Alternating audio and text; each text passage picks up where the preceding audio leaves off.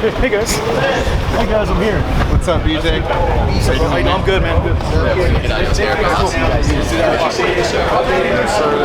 Yes, sir. BJ, what? Were you kind of all on board with the Tyron Woodley fight when it came up? Was it? Yeah. Whose idea was it? How did it develop? A lot of experts told me not to take this fight. A lot of people told me I wouldn't advise to take the fight or not.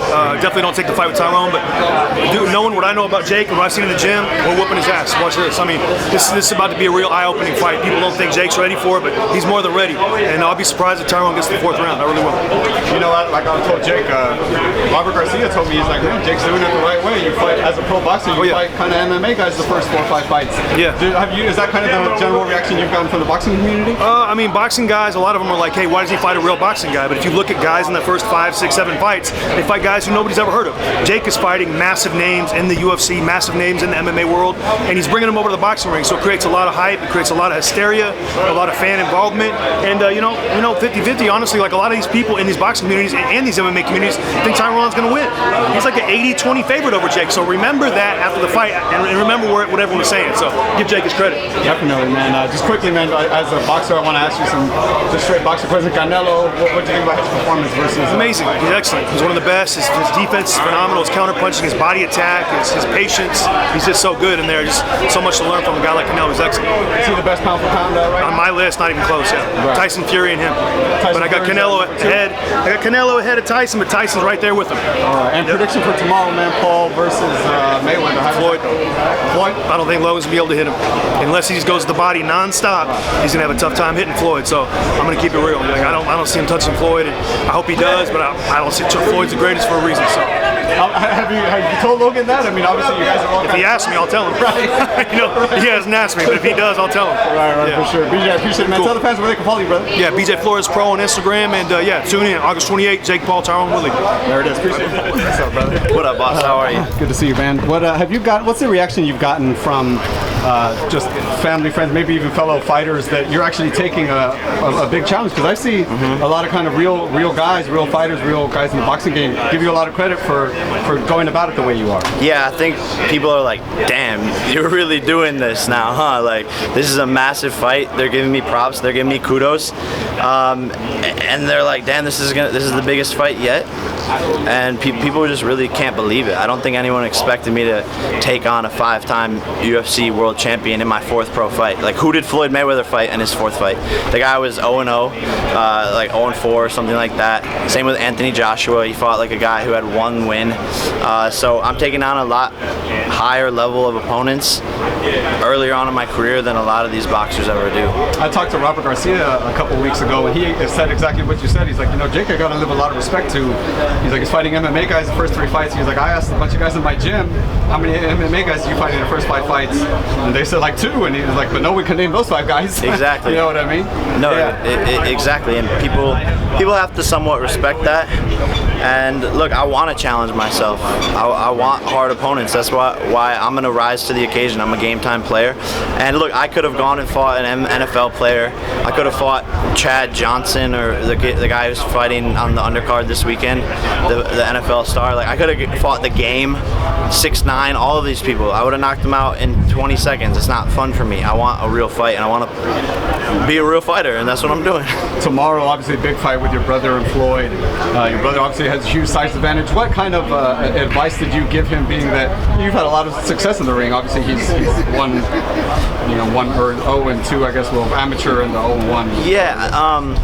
Look, I've been giving him a lot of advice in camp about mindset, just helping him with his sparring and watching him. And, he's ready. His cardio's on point. He's the bigger guy. His reach is long.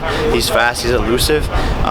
So, all he has to do is show up and show up, and do it. You can't. Some fighters choke in the ring. Some fighters aren't good under the lights. So now all he has to do is perform. Top finger. That's it, guys. That's it, bro. Thank you. Top finger. Go ahead. Thank you. Appreciate it. All right, Jake. I know you said you made a bet with Dana, right? Yeah. What happened? Did you get paid? No, bro. He's fucking broke. All cap. Bro, he's all cap. Like, how are you gonna say that you're gonna bet $1 million on Ben and then just disappear off the face of the earth? And now he's saying that Tyrone's gonna win. So Dana, sack up, bro. You bald bitch. Put your money where your mouth is. Man, bald. Can I call him a bald bitch? No, you're not a bald bitch. You're bald and you're good looking. He's a bald bitch. He looks like an earthworm. Easy, Mike. Earthworm Jim? What? Too old for that, I guess. I'm like, what?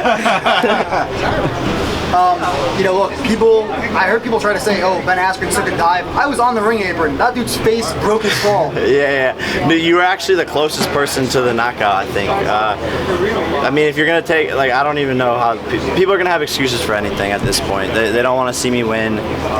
They're going to say whatever. And by the way, when I do it to Tyrone, they're going to probably say the same thing. So get used to it.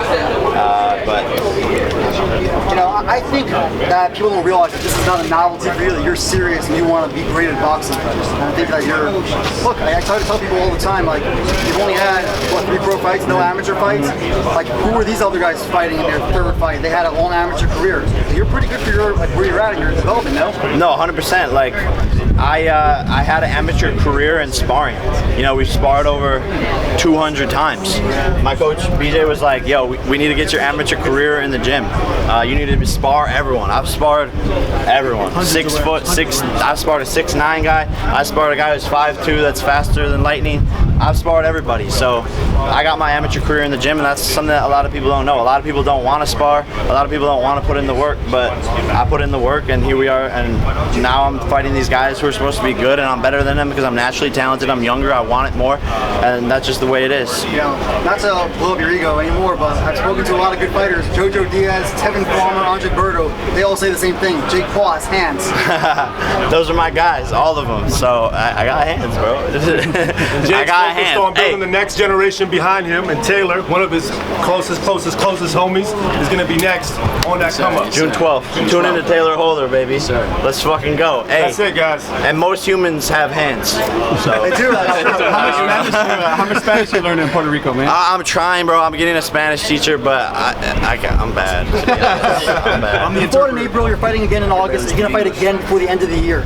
We'll see. I've been fighting non-stop. I've been fighting and more active than most pro fighters. So I might take a break and buy like a 400-foot yacht or something and sail the coast of Italy or some shit. I don't fucking know. Thank you, guys. Thank you, everybody. Jake,